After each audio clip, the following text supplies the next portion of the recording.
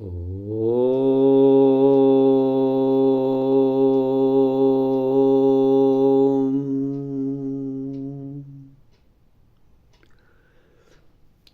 December 17ನೇ ತಾರೀಕು. Today is ಅವರ್ಸ್ದಲ್ಲಿರುವಂತಹ ಒಂದು ಉತ್ತಮ ಬರಹವೇ. ಶಿರೋನಾಮೆ honesty is the best policy. Honesty is the best policy. For 2 successive days, the Central National Bank of Yonkers, New York, gave its citizens a chance to show that people can be honest in the world of today, where so much dishonesty exists. The bank put the honor system to work by placing bowls of small change in the lobby, inviting its depositors to make their own change. Scores of clients took advantage of this and changed their own currency notes and large coins. They were delighted for 2 reasons. It saved time and it was a challenge to their honesty. At the end of the business day, books balanced exactly to the very penny. In the midst of the corruption, graft, bribery, scandals that exist in the world today, this story proves that there is a basic goodness in people, and they will be good if given the chance and the encouragement.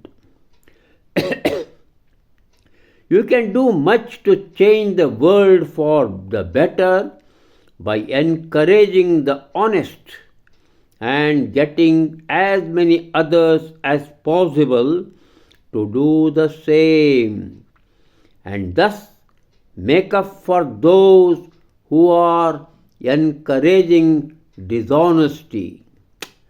ಕೆಳಗಂಡ ಬರಹ, whoever serves God is honorable. Guru Nanak.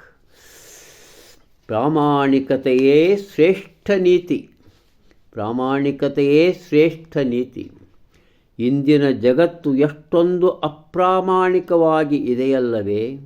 ಆದರೆ ಪ್ರಾಮಾಣಿಕರೂ ಇರುತ್ತಾರೆ. ಇದನ್ನು ಸಿದ್ಧ ಮಾಡಿ ತೋರಿಸಲು America ದೇಶದ Central National Bank of Yonkers, New York ಏನು ಮಾಡ್ತು? ನಾಗರಿಕರಿಗೆ ಒಂದು ಸದವಕಾಶವನ್ನು ಒದಗಿಸಿಕೊಡ್ತು. ತನ್ನ ಮೊಗಸಾಲೆಯಲ್ಲಿ ಚಿಲ್ಲರೆ ನಾಣ್ಯದ ಪಾತ್ರೆಗಳನ್ನು ಇರಿಸಿತು.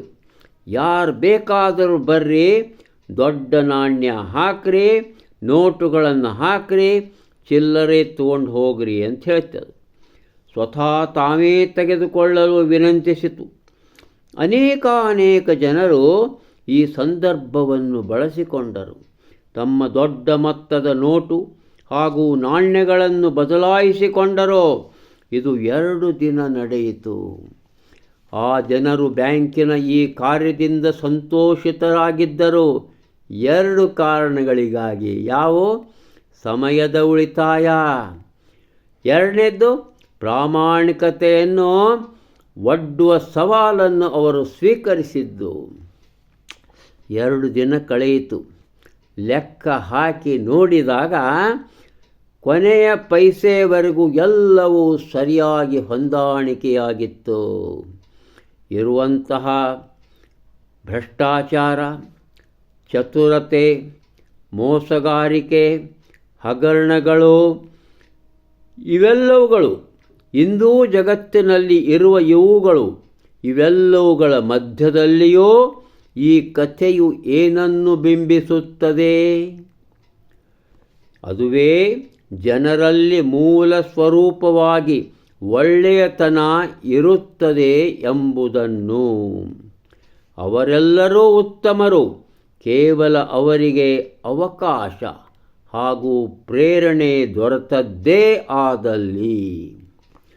ತಾವು ಜಗತ್ತಿನಲ್ಲಿ ಬಹಳಷ್ಟು ಬದಲಾವಣೆಗಳನ್ನು ತರಬಲ್ಲಿರಿ. ಹೇಗೆ ಅನ್ನುತ್ತೀರೋ?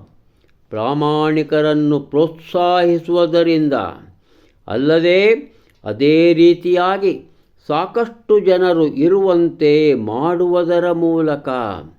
ಇದರಿಂದೇನಾಗುತ್ತೆ ಗೊತ್ತಾ? ಆ ಅಪ್ರಾಮಾಣಿಕರು ಕಡಿಮೆ ಸಂಖ್ಯೆಯವರಾಗುತ್ತಾರೆ. ಆ ಕೆಳಗಿನ ಬರಹ ಗುರು ನಾನಕ್ ಅವ್ರದ್ದು. ದೇವರ ಸೇವೆಯನ್ನು ಮಾಡುವವ ಗೌರವಸ್ಥನೇ. ದೇವರ ಸೇವೆಯನ್ನು ಮಾಡುವವ ಗೌರವಸ್ಥನೇ. ನಮಸ್ಕಾರ.